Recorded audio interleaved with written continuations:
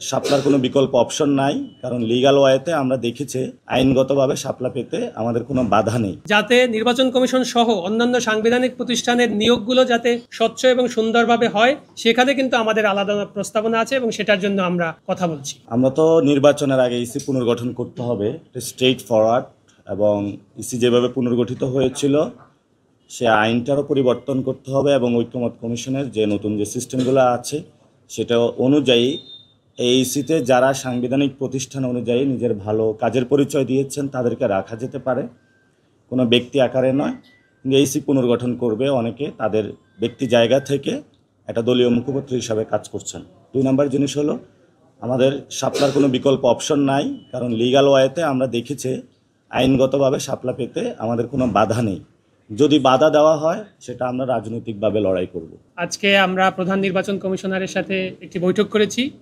বৈঠকে আমরা আলোচনা করেছি যে বিষয়টি, তার মধ্যে একটা বড় উল্লেখযোগ্য বিষয় হচ্ছে, আপনারা জানেন যে গত 12 তারিখে নির্বাচন বিধিমালা পরিচালনা বিধিমালার তফসিলে যে প্রতীক অন্তর্ভুক্ত করার বিষয়টি রয়েছে, সেখানে আপনারা লক্ষ্য করেছেন কিনা যে সেখানে যদিও এর আগে সরকারি সিদ্ধান্ত অনুযায়ী এবং নির্বাচন কমিশনের নিজের সিদ্ধান্ত অনুযায়ী বাংলাদেশ আওয়ামী লীগের নিবন্ধন কার্যক্রম স্থগিত রয়েছে, কিন্তু তাদের স্থগিত থাকা অবস্থায়ও তাদের যে প্রতীক ছিল নৌকা, সে নৌকাকে কিন্তু এখনও তালিকা থেকে বাদ দেওয়া হয়নি।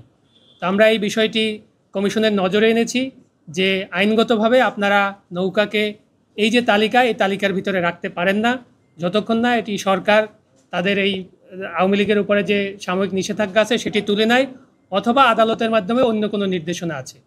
আমরা এই বিষয়টি কমিশনের নজরে এনেছি। কমিশন এটি বিশেষভাবে বিবেচনা করবেন বলে আমাদেরকে জানিয়েছেন এবং তারা এ ব্যাপারে ওখান থেকে এটা বাদ দেওয়ার জন্য যে উদ্যোগটি নেয়ার সেটি তারা নেবেন। তারা এটি আলোচনার আশ্বাস আমাদেরকে দিয়েছেন।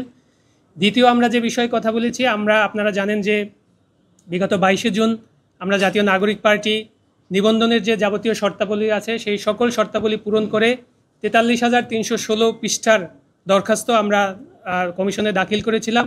সেই দরখাস্তটি অগ্রগতি কোন পর্যায়ে আছে বা আমাদের কাছ থেকে অন্য কোনো ডকুমেন্ট বা অন্য কোনো কিছু জানার আছে কিনা সেগুলো আমরা কমিশনের কাছে জানতে চেয়েছি। কমিশন আমাদের সেটির অগ্রগতি দিয়েছেন।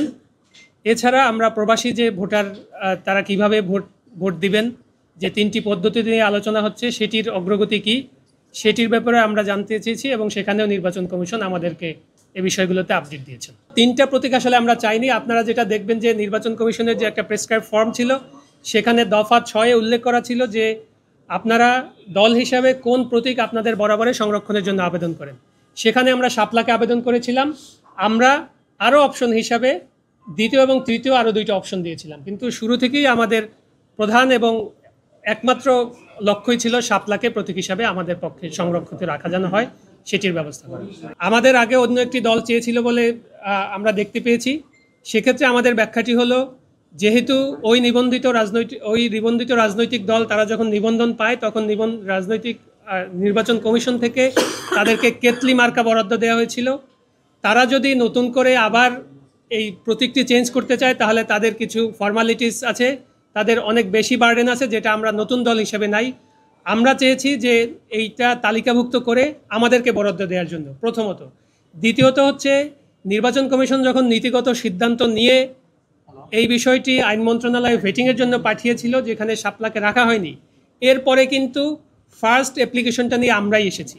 অর্থাৎ আপনি যদি আইনগত বিষয়টি বিবেচনা করেন তাহলে আজকে এই নীতিগত সিদ্ধান্তটি গ্রহণের পরে নতুন করে কে এই প্রতীকটি বরাদ্দের জন্য আবার আবেদন করলো, তার একটা অন্যতম লেজিটিমেট রাইট তৈরি হয়ে যায় এই প্রতীকটি বরাদ্দ পাওয়ার। সেক্ষেত্রে আমরা মনে করছি যে শাপলা পাওয়ার আমাদের কোনো আইনগত ব্যারিয়ার নেই। আচ্ছা, নির্বাচন কমিশন তো একটা সাংবিধানিক প্রতিষ্ঠান, আপনারা জানেন। আমরা কখনোই কোনো প্রতিষ্ঠানকে চ্যালেঞ্জ করি না। আমরা প্রতিষ্ঠানের কাজগুলোকে সবসময় চ্যালেঞ্জের ভিতরে রাখতে চাই এবং এটা একটা গণতান্ত্রিক পরিবেশে এটা একটা জবাবদিহিতারও জায়গা, যে কোনো সময় যে কোনো সাংবিধানিক প্রতিষ্ঠান বা যে কোনো বিধিবদ্ধ প্রতিষ্ঠানকে একটা জবাবদিহিতার মধ্যে রাখতে হয়।